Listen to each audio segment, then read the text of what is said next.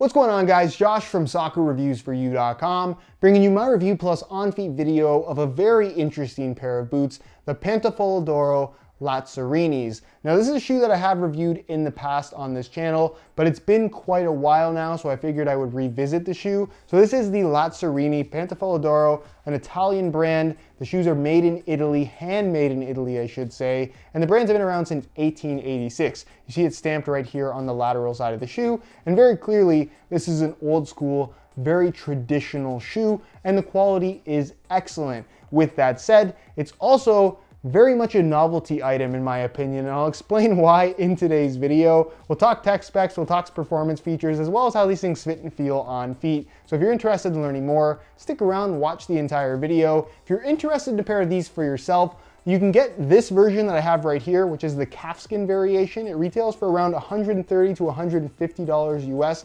depending on the colorway, although you will have to order them from Europe, so international shipping fees will apply if you live in North America. Or you can get the kangaroo leather variation of the shoe, which retails for around $250, but those are available in the US, and the quality difference is a little bit better, but honestly not that significant. Nonetheless, if you're interested in a pair, little pop-up on screen or the first link down below in the description, that'll take you to the review page on my website, where you'll find buy it now links with exclusive SR4U coupon codes, where you'll be able to pick these up below the retail prices that I just talked about. Nonetheless, here is the Lazzarini, and I just said that I think it's more of a novelty versus an actual performance product. And the reason why I say that is that this is one of those shoes that I've really wanted to experience for a long time. When I started reviewing products, it's something that obviously I had the opportunity to do, and I've given this shoe multiple chances already, and every single time that I wear them, it's not that I'm disappointed, it's just that I'm disappointed that I don't like them as much as I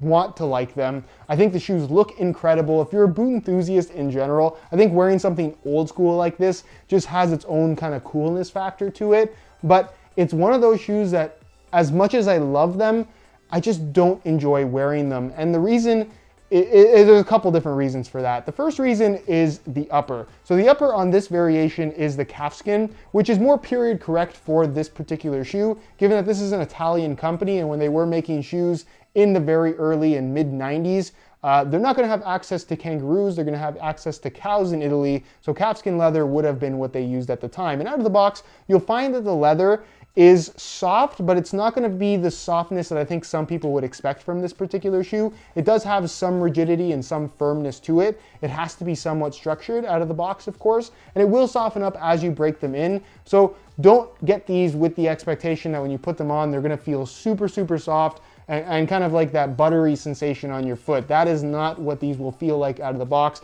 They actually have more of a rigid feel than I think you might expect, but we'll talk about that a little bit later in the video. Once broken in though, they definitely do have a nice softness to them. The touch on the ball they provide is on the more padded side overall. It does have the soft, kind of classic leather feel that you would expect, but its own unique twist on that, given the kind of interesting construction of the upper, and that there's minimal stitching here, pretty much nothing through the forefoot and toe box area, a little stitch right here through the midfoot on both sides, obviously the stitching in the heel, and then stitching that runs along the laces there. But for the most part, it's just straight up smooth leather with minimal reinforcement, which once broken in, can have kind of a sloppy sensation. There's kind of no avoiding this shoe overstretching. I used to play with a guy who wore these shoes. It was the only shoe that he had, and I don't know how he did it, because I saw how they fit his feet and how wide they got, and it was such a sloppy shoe. This guy was running down the field, and I could just see his feet sliding from side to side inside of these boots, and I just don't know how he did it. That would drive me absolutely crazy. So if that doesn't bother you, if you like that really open, wide fit,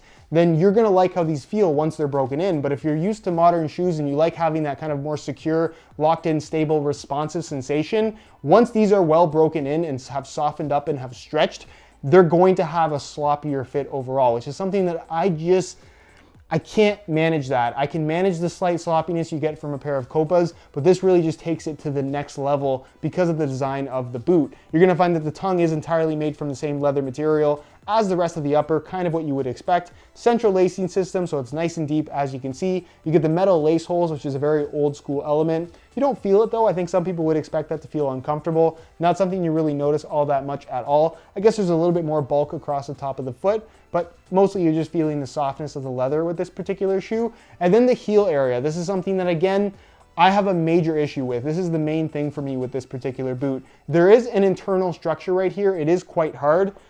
It feels like it would be a plastic material. I'm not entirely sure what's in there, but the outside is hard, so is the inside. The inside is a smooth synthetic leather material, but that is pretty much all that's there. There's no extra foam, there's no extra padding in the heel liner like we're kind of used to having. So what you find with this particular shoe is that because there is no padding, there's very little forgiveness in terms of how it will fit your heel. If it doesn't fit you perfectly, you're gonna have some slippage, and I do have a slightly narrower than average heel, so I never get good lockdown in the heel, and especially once they're broken in, the slippage becomes an issue, and that just becomes an area of discomfort for me, no matter what I try, no matter what socks that I wear. So again, that's kind of one of the major letdowns for me with this particular shoe. There is an insole in there. You could remove it if you wanted to, although it is glued down. Just a regular insole, there's nothing too fancy about it. Kind of a more slightly rougher mesh liner on top, but it feels okay. And then the outsole on this shoe, and you'll immediately notice this when you actually put these on your feet, is that they feel extremely stiff and extremely rigid. It just has a different feel than any other sole plate on any other shoe that I've experienced. So the outside, as you guys can see, the black part that you actually see on the outside is all kind of like a solid rubber, a really firm rubber material, and it's one piece with the studs. So the sole plate and the studs is made from rubber, but there is actually an internal structure. If you remove the insole, you'd be able to see it. That's extremely stiff.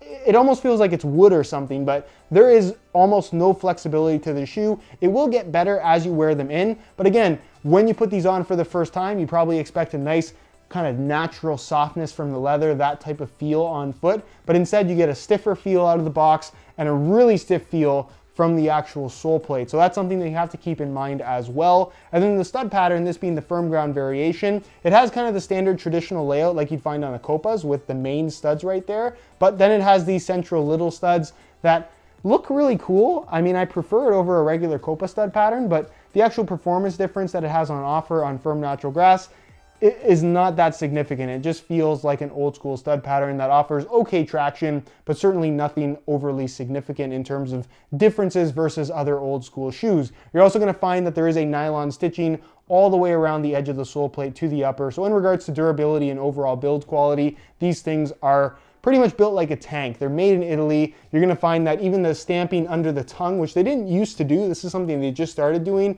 It says made in Italy in gold, and then has the European size, which in this case is a 42, which I think is a cool little touch. The shoe oozes quality and kind of the handmade craftsmanship that you just don't get from a modern boot. So like I said, in that regard, it's very, very cool. But with all of those things in mind, it is kind of a novelty. The other thing that I didn't mention about this shoe is that they retain water for a long time. So if you sweat a lot or if you regularly play in the rain, expect for these shoes to require 3, 4, 5, sometimes even a full week to actually, 3, 4, 5 days, or sometimes even a full week to actually dry out. They take forever to dry, and that's partially due to the leather being completely one piece and fairly thick. It just absorbs a lot of moisture, and they get to the point where they almost feel like they're waterlogged. So here's my recommendation with this shoe. If you have the budget for it and you have multiple pairs of shoes to wear already and you just can afford an extra pair, you're a boot enthusiast, you want to try these out, buy them and wear them once in a while. But this is not a shoe that I would recommend to buy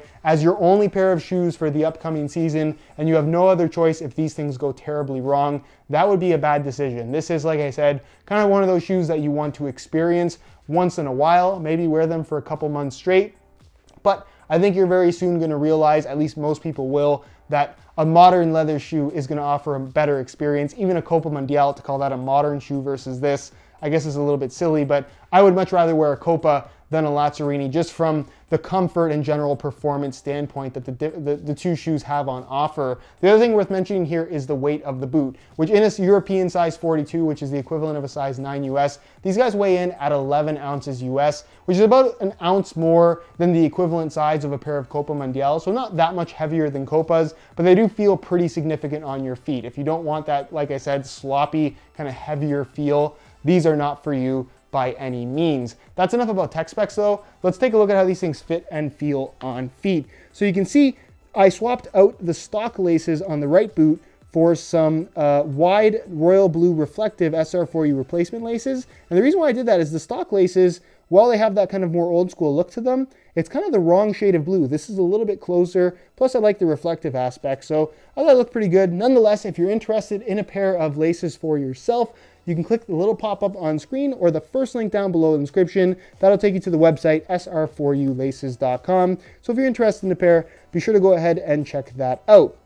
So I'm gonna tie these up, and tying them up is pretty straightforward, quite honestly. It's a little bit unusual in that you do have actual metal rings, so the laces won't necessarily stay tight as you tie them up. It's just kind of in this open hole, as you can see. So you'll find that these loosen quite easily, which again kind of just contributes to the overall sloppiness of the feel when you're actually wearing these, especially once they've stretched out. But the metal rings definitely do look very cool. I'll give them that. Nonetheless, I'm just going to tie these up and tuck that in, and I'll put on the left boot for you guys.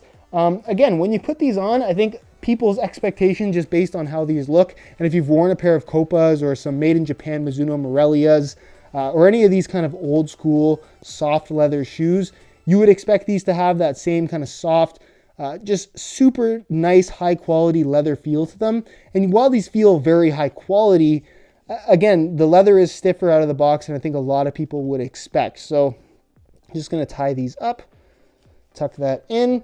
And here is a look at the shoes on feet. And immediately, as soon as I stand up, the first thing that I notice is the heel area. Because there isn't any padding, I just have slippage no matter what. I've tried wearing true socks for Lazzarinis, and it just, quite frankly, doesn't work for me. I just don't get good heel lockdown in this shoe. So that's one of those things that if you do order these and you intend on wearing them a lot, make sure that when you put them on for the first time, if you're ordering online, make sure the heel fits you properly. If you feel any significant slippage, that's not going to get better as you break them in. It's actually going to get worse as the shoe stretches out and you have less lockdown in general. So something to keep in mind if you are ordering these online. Just be very aware of that. The leather though, it's got some softness to it. It's hard to justify to say that they feel super soft and flexible just because the sole plate is so stiff, but they will soften up significantly as you wear them in. The first hour or so, you'll find that the leather feels completely different than it does from brand new. Really, really good quality. But again, it has that sloppier, kind of wider everywhere fit that is kind of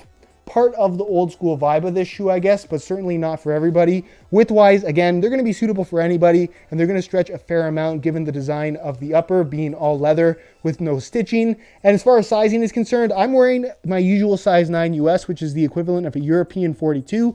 My toes are right at the end. I have no extra space whatsoever, so I couldn't even really go down a half size without crunching my toes. Would that help?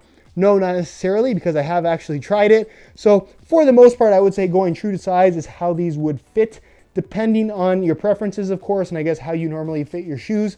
I would just recommend getting them as tight as they can possibly be, while still remaining comfortable from being brand new out of the box. This is not one of those shoes that you want to buy with a lot of extra groin room, because you will find that they will overstretch on you and feel much sloppier than they need to be. But even if they do fit you really nicely, over time, they'll stretch to a point where, again, they will have that sloppy sensation eventually.